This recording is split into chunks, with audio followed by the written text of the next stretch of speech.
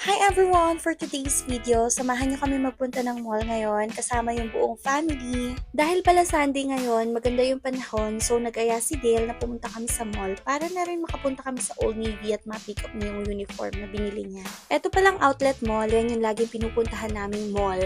Kasi nga, marami ding mapagpipilian dito tsaka mas mura pa siya. Dumiretso na rin kami sa Old Navy para ma-pick up ni Dale yung binili niya. So, eto, nagtingin na rin ako at nakakita ko ng clearance na blouse which is $12.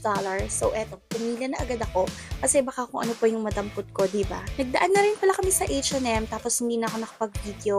Nagtingin lang kami ng mga damit tapos eto si Hearty nakakita ng costume. Gagamitin daw niya sa Halloween. Hi! Hi! Mura lang din naman yung costume na napili ni Hearty. Nasa clearance lang, so $4 lang yata siya. Kaya pinagbigyan ko na. Eto si Dominic, antok na antok. So, nung nagpunta kami ng Calvin Klein, ayan, nakatulog na siya habang nagsha-shopping yung daddy niya. Magandang mag-shopping ngayon kasi wala ganong tao. Tapos, almost lahat ng shop, 50% to 70% off. Nagtitingin-tingin lang din kami, pero pag hindi naman namin kailangan, hindi rin naman namin binibili.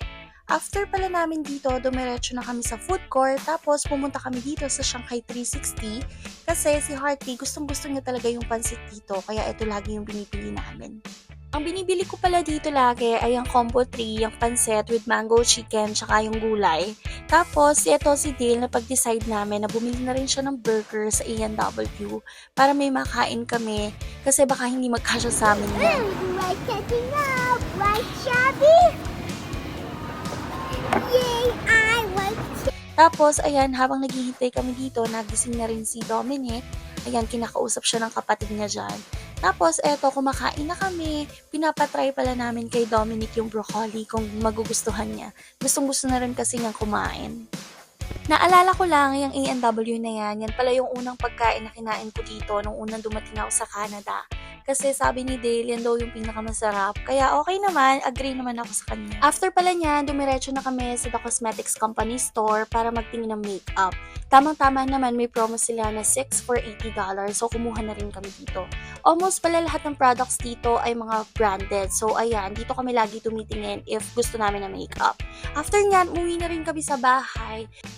Sinukat naman agad ni Hearty yung costume niya. So, that's it for today's video. Thank you for watching, everyone. God bless. Bye-bye. Mommy, look at me! Oh. Mama, look! Oo, ayun Kaya pa. Yeah.